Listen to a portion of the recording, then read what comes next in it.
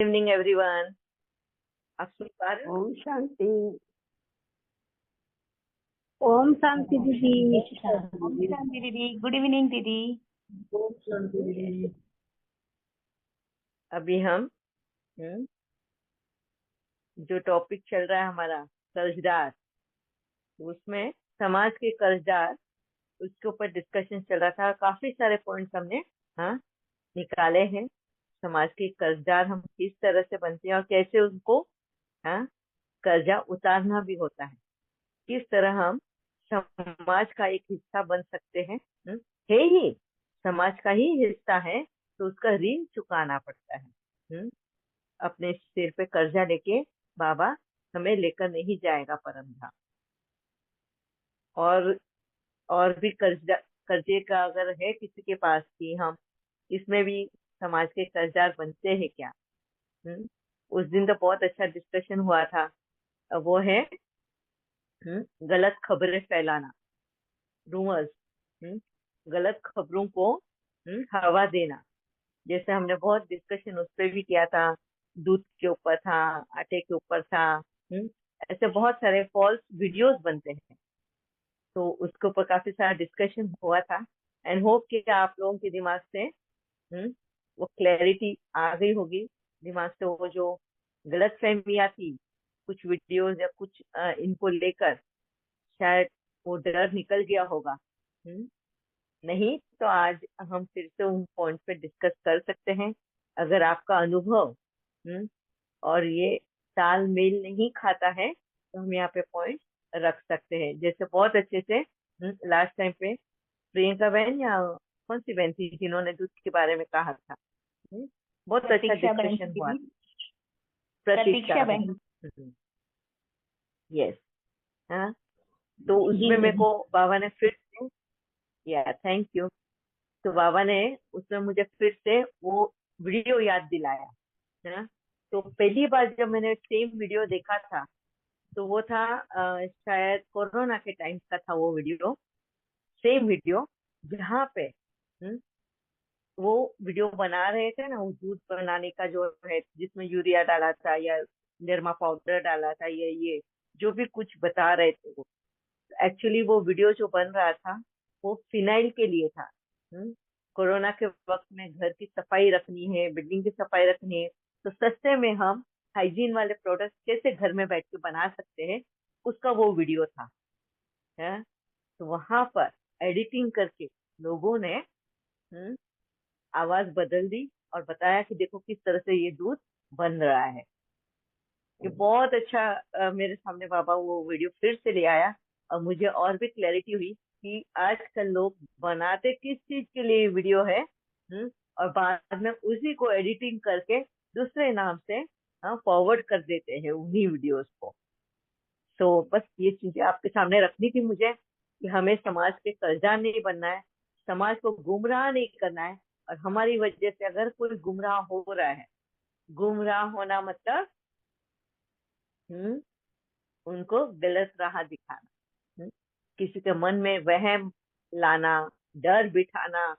हाँ, ये सब का भी वजह अगर हम बन जाते हैं तो हम समाज के कर्जदार बनते हैं।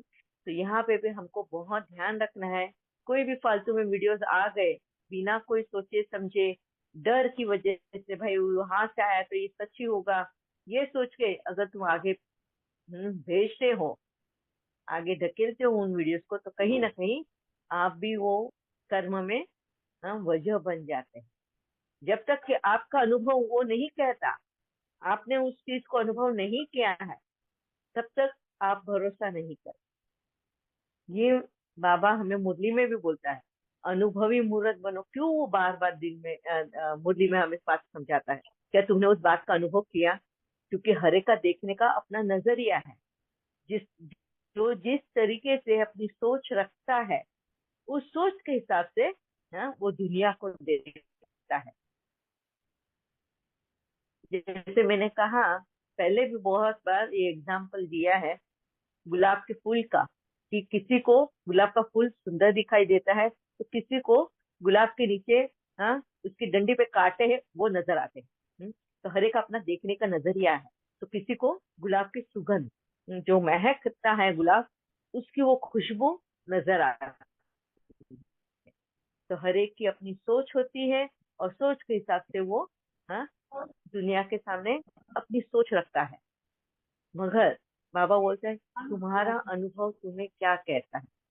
तो जिस तरीके से मैंने अपना भी अनुभव लास्ट टाइम पे शेयर किया था, हाँ, कि चाय की कप में मेरा शायद सोप रह गया था, थोड़ा बहुत अच्छे से धुला नहीं होगा। उसी में मैंने जब चाय लिया तो चाय में भी, हाँ, सोप की टेस्ट भी आ रही थी और उसका सुगंध भी आ रहा था सोप का। तो पिया नहीं जा रहा था मुझसे।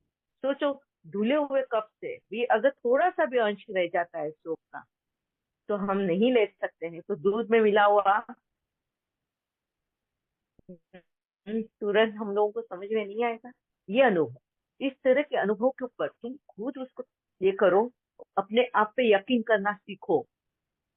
हम क्यों यकीन नहीं करते अपने अनुभवों पे और अपने आप पर, मगर दूसरों के कहे हुए बातों पे हम बहुत जल्दी यकीन कर लेते हैं।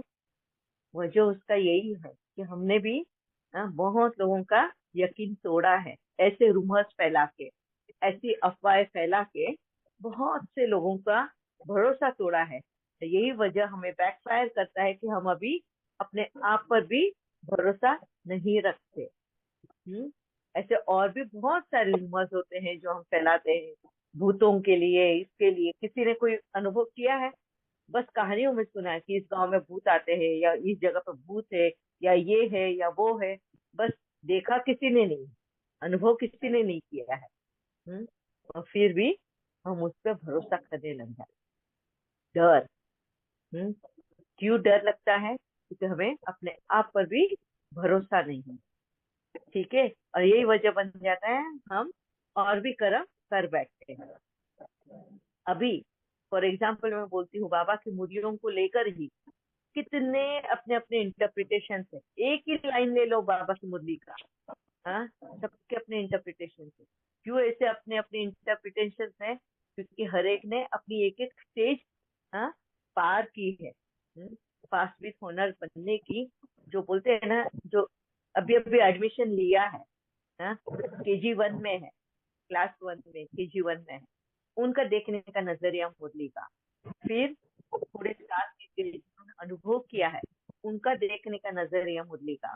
फिर ज्ञान को क्लैरिटी मिली, जिन्होंने धारण किया, उसका अनुभव, उसका देखने का नजरिया मुरली का।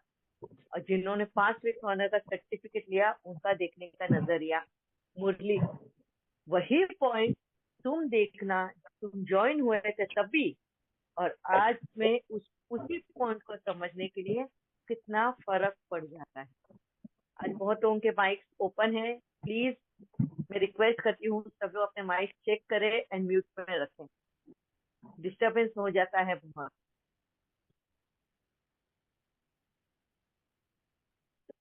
सरोज बहन आपका भी, ठीक है। तो इस तरह से हम अपनी नजरियों को, हाँ, वक्त के अनुसार, अपने अनुभव के अनुसार हमारा नजरिया बदलते जाता है। और जैसे नजरिया बदलता है, अनुभवी मूर्त बनते जाते हैं। ठीक है। यस, यस विक्रांत भाई। हाँ दीदी, ये काफी डर बिठा देते हैं, मतलब मुरली का गलत इंटरप्रिटेशन करके। जैसे हम हाँ। वॉशरूम को जाते हैं तो उसके बाद नहाना पड़ता है, तो उसके रिलेटेड बहुत लोगों ने बहुत सारे डर बिठा के रखे। तो पहले मेरे माइंड में हाँ। भी यही डर बिठा के रखा था कि वहां पे इविल सोल्स होती है और तुम नहाओगे नहीं तो वो चिपक जाएगी तुम्हारी बॉडी में, तुम्हारी बॉडी में घुस सकती है। तो कई सालों तक ये डर हाँ। रहा था, मतलब। और कई जगह जैसे ऑफिस में अभी आप जाओगे वॉशरूम, तो वहां कैसे नहा सकते हो, कई और भी जगह हो सकती है, जैसे आप ट्रैवल कर रहे हो तो कैसे हर बार तो ये है ना। तो उन लोगों ने ना ये डर ही बिठा दिया है, मतलब। तो ये भी तो बहुत गलत बात है, मतलब, है ना। और मैंने अब यस। रिकॉल किया मेरा मेमोरी बचपन से, इसके पहले तो मैंने कभी कोई इविल सोल को एक्सपीरियंस ही नहीं किया। जो डर है वो मेरा खुद का है, हाँ। मतलब जैसे अंधेरे में रात को अकेले के यस। जाने को डर लगता है, वहां पे कोई नहीं होगा तो वो डर लगता है। खुद ही भूतों की यस। कहानियां सुन के माइंड में रखा है तो उसका डर लगता है, लेकिन वो प्रैक्टिकली यस। एग्जिस्ट नहीं करता। तो हमको यस। खुद एक्सपीरियंस करनी ये सब चीजें, और फिर मतलब उसको Yes. एक्सेप्ट करना है या नहीं करना है। यस, बहुत अच्छी बात बताई। आज विक्रांत भाई ने पॉइंट लिया ही है, हाँ, नहाने का, कि जब भी टॉयलेट जाते हैं तो नहा कर ही आओ करके। हमारे ब्रह्म कुमारी में बहुत मानता है इसकी। तो ही उसको पवित्र कहा जाता है। और आज वैसे भी मुरली में ये पॉइंट आया है। थैंक यू विक्रांत भाई, आपने लाया भी ये पॉइंट, हाईलाइट भी किया है। आज मुरली का पॉइंट भी ये है। तो बहुत लोगों को मन में क्वेश्चन आया कि दीदी आप बोलते हो नहाना एक्चुअली होना चाहिए तो एक आत्मा का ज्ञान स्नान होना चाहिए। तो इधर तो मुरली में कहा है नहाना पाक खाना जाना भी अपवित्रता है। अगर आप वो मुरली ध्यान से सुनोगे तो बाबा ने दोनों के नजरिए रखे हैं कि दुनिया में अपवित्रता किसको कहा जाता है। वो नजरिया बाबा ने सामने रखा है कि पाक खाना मतलब टॉयलेट में जाते हैं तो भी नहा कर आना चाहिए, नहीं तो वो अपवित्रता है। मगर बाबा की नजरों में अपवित्रता क्या है, वो फिर बाबा ने एक एक करके वो पॉइंट सामने रखे हैं। तो इस तरह से बाबा ने दोनों की नजरिए रखे। मगर नया बच्चा जब ज्वाइन होगा ना, और वो जब वो मुरली पढ़ेगा तो उसको ऐसा ही लगेगा कि बाबा ने कहा है कि टॉयलेट जाते हैं तो नहाकर ही आना है, नहीं तो वो अपवित्रता है, क्योंकि मुरली में वैसा लिखा है। वो मीनिंग ही नहीं समझते हैं, क्या बाबा समझाने की कोशिश कर रहा है क्या नहीं। बस नए बच्चे अगर होंगे, उनको एक्सपीरियंस नहीं है, वो भक्ति से ही आए हुए हैं, तो उनको इसी तरह से लगता है कि भाई नहा कर आए, नहाना ही जरूरी है। और धीरे धीरे जैसे वो क्लैरिटी है और बाबा क्या समझाना चाहता है, दोनों के जब नजरिए सामने रखते हैं, वो क्लियरली तुम्हें मुरली के पॉइंट्स के द्वारा समझ में आए। ठीक है, इसको कहते हैं अनुभवी मूर्त। क्लियर तो बता दो, उनकी मुरली में और क्लियर इसी था ना वजह कि से मतलब क्या हो पाखंड जाता है, अगर जाओ तो फिर नहा के निकलना है। और दीदियां भी यही कहती हैं। देखो ना उसमें तो लिखा है ना, हाँ उसी में तो लिखा है ना, बाबा ने क्या बोला। हाँ, दुनिया में ये कहते हैं कि पाखाने जाओ तो भी नहाना चाहिए, नहीं तो वो अपवित्रता है। सन्यासियों का जीवन ही पवित्र जीवन है। मतलब सन्यासी अगर बनो तो तुम पवित्र है, शादीशुदा है तो अपवित्र है। अगर ऐसा होता तो बाबा हमें लक्ष्मी नारायण बोलता क्या, हमारा एम ऑब्जेक्ट रखता क्या, नहीं ना। बाबा ने वो बहुत मुरली में क्लियर बताया कि दुनिया में किसको कहते हैं पवित्रता, मगर मेरी नजरों में पवित्रता का मतलब क्या है, वो बहुत क्लियरली बाबा ने उस मुरली का पूरा पैराग्राफ ही अगर आप पढ़ोगे ध्यान से तो समझ में आएगा। ठीक है, या यस विक्रांत भाई।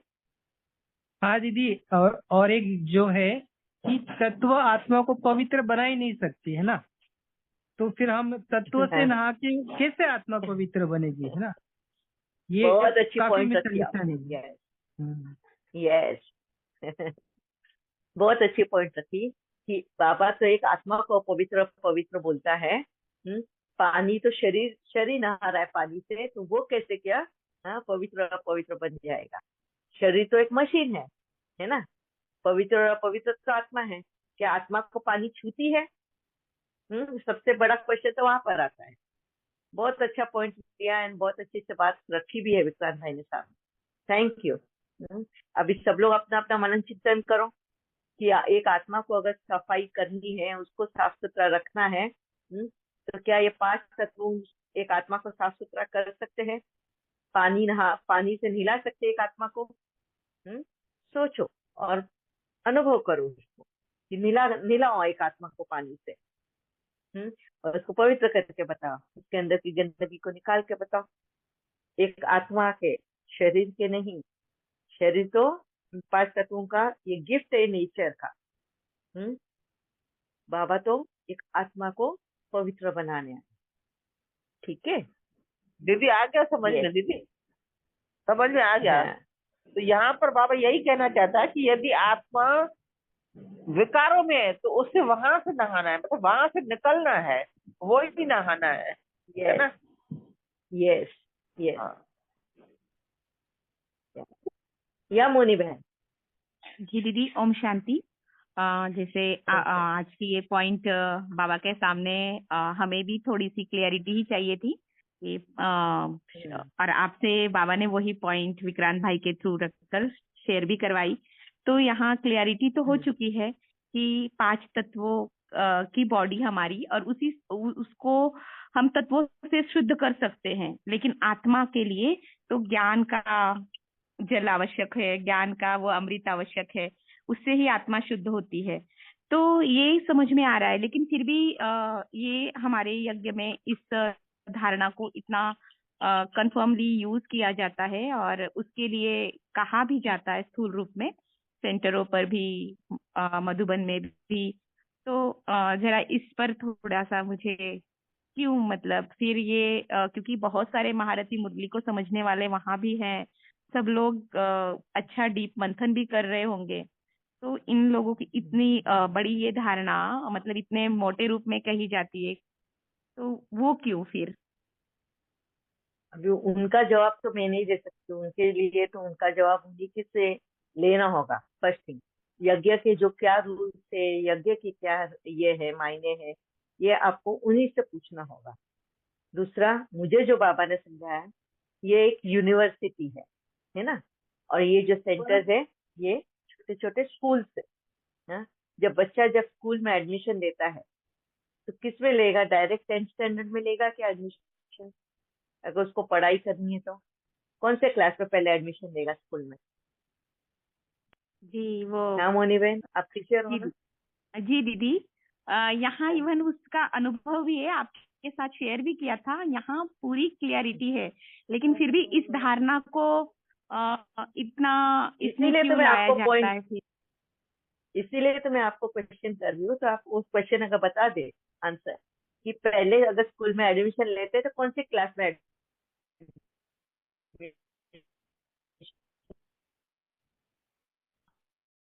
लेते हैं? जी, प्ले स्कूल से स्टार्ट करते हैं हम लोग। में या नर्सरी में हम बच्चों को क्या सिखाते हैं? हाँ, हाँ डिसिप्लिन, मर्यादाएं, जी है ना। कैसे लाइन में खड़ा रहना है, कैसे टीचर्स का सुनना है। टीचर ने बोला सिट डाउन तो बैठ जाना है, खड़ा रहने बोला था खड़ा रहना है, बेल रिंग हुआ तो हमने चुप बैठना है ना। यूनिफॉर्म परफेक्टली पहन कर आना है, बैच पहनना चाहिए, किस तरह से हमने रहना चाहिए, किससे कैसी तरह से बात करना चाहिए, ये सब कुछ हमें केजी में सिखाया जाता है। लोअर स्टैंडर्ड मतलब फर्स्ट, जैसे ही एंट्री करते हैं हम स्कूल में, है ना, बच्चों जी को ये दीदी, डिसिप्लिन सिखाते हैं। जी मैनर्स तो अभी सिखाए हम जाते जब हैं। सेंटर मैनर्स सिखाते हैं, एथिक्स सिखाते हैं कि किस तरह रहन सहन भी, क्योंकि वो मोल्ड करना है हमें बच्चों को। सेम ऐसा ही जब हम 7 डेज का कोर्स करते हैं, तब हम डिसाइड करते हैं कि अभी हमको एडमिशन लेना है हमारा स्कूल में, है? मतलब सेंटर में जाना है, हमें ब्रह्म कुमारी के रास्ते श्रीमत पे चलना है, तो हमारी एडमिशन होती है वहां पर। तो जब हम एडमिशन लेते हैं तो हम कौन सी स्टैंडर्ड में लेंगे एडमिशन? वहां पर केजी में, क्योंकि नर्सरी हमें से पता जी। नहीं है नर्सरी से। तो वहां पे फिर वहां के टीचर्स हमें क्या सिखाएंगी? पहले तो धारणाएं सिखाएंगी, है ना, कि स्कूल में हमको कैसे रहना, क्योंकि हम तो बेलगाम घोड़ों की तरह थे। जब नहीं थे, हमें पता नहीं थे, तो हम बेलगाम घोड़ों की तरह चल रहे थे। मन मर्जी आए तब उठो, मन मर्जी आए तब खाओ, मन मर्जी आए तब जाओ, जिससे जैसी बात करनी है करो। कहीं कुछ भी, हाँ, लगाम नहीं थी। यहाँ पे जब हम एडमिशन लेते हैं स्कूल में, हाँ, तो सेंटर्स की बहनें हमें वो सब सिखाती है, ठीक है। मगर क्या हम जीवन भर KG 1 में ही बैठे रहेंगे? नहीं नहीं दीदी। ना, आगे बढ़ेंगे। जैसे जैसे हम आगे बढ़ेंगे, बाबा हमें मुरली समझाता है, तो मुरली द्वारा हमें बहुत सारे डायरेक्शन मिलते हैं। बाबा बोलते हैं मनन चिंतन करो, स्व का अनुभव देखो, ये देखो वो देखो। क्यों बोलता है? ताकि हम अपने आप को अपग्रेड कर सके। जो बच्चे बिल्कुल भी ध्यान नहीं देते हैं पढ़ाई पे, बिल्कुल भी इग्नोर करते हैं बाबा के बोलने पे, तो वो कहाँ पे रहेंगे? हर वक्त फेल होते जाएंगे, और कहाँ बैठे रहेंगे? KG 1 में, है, नर्सरी में, प्ले ग्रुप में ही बैठे रहेंगे, आगे नहीं बढ़ पाएंगे। क्योंकि उनको पता ही नहीं कि आगे बढ़ना कैसा है। क्यों? क्योंकि उनका ध्यान ही नहीं है बाबा के मुरली में। बाबा को समझना, टीचर्स को समझना, हाँ, गुरु को समझना कि बाबा हमें क्या कहता है। जब तुम बाबा की आवाज सुनोगे तब बाबा तुम्हें, हाँ, अपर ग्रेड में 1 by 1 पास करते हुए पास विथ ऑनर का सर्टिफिकेट देने लायक बना देगा, मगर उसके लिए तुम्हें बाबा से कनेक्ट होना है। और बाबा से कनेक्ट होने के लिए सबसे पहले वो ऑफिस से यहाँ पे क्या कराते हैं, हमें अमृत वेला पक्का कराते हैं, योग कराते हैं। उस वक्त में पहले तो हमें कमेंट्री कर सिखाते हैं कि कमेंट्री के साथ में फोकस कैसे करना है। तुम्हारे जो थॉट्स है ना, बेलगाम घोड़ों की तरह इधर उधर भागते, एकाग्रता नहीं रहती है, तो वहाँ पे वो एकाग्रता सिखाते हैं। एकाग्रता की सीख हम जब सीख जाते हैं, हाँ, तब जाके फिर बाबा हमारी डोर खींचता है और आगे के स्टैंडर्ड्स के लिए, हाँ, हमें तैयार करना शुरू करता है। और वो तभी कर सकता है, वो तभी तुम्हारी डोर खींच सकता है जब तुम्हारे अंदर बाबा के प्रति समर्पण भाव हो। ठीक है, क्लियर है अभी आप सबको? जी दीदी, बहुत ब्यूटीफुली अभी समझ में आ रहा है और बहुत डीपली समझ में आ रहा है। जैसे कल के सेशन में भावना दीदी के साथ भी यही सेशन, मतलब भावना दीदी के सेशन में यही बात हुई थी। हमारी एजुकेशन साइकोलॉजी में कहा जाता है कि बच्चों को मूर्त मतलब फिजिकल से नॉन फिजिकल की ओर ले जाना, अमूर्त वस्तुओं की ओर ले जाना। तो अब समझ में आ रहा है कि जब हम छोटे होते हैं नर्सरी में, उनको चीजें दिखाकर सारी मूर्त बातों से फिर वो सूक्ष्मता की ओर ले जाते, स्थूलता से सूक्ष्मता की ओर। तो यही Yes. इंटेंशन रहा होगा।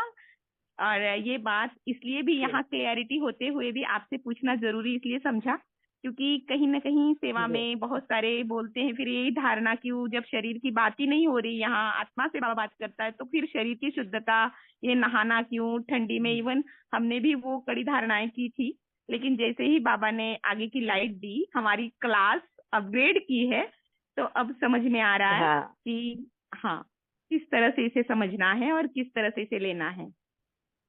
Thank you yes. Baba, thank you Very दीदी। good.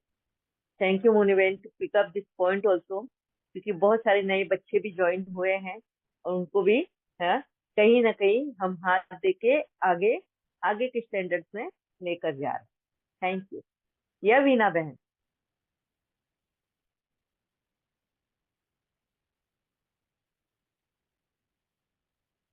यस वीना बहन,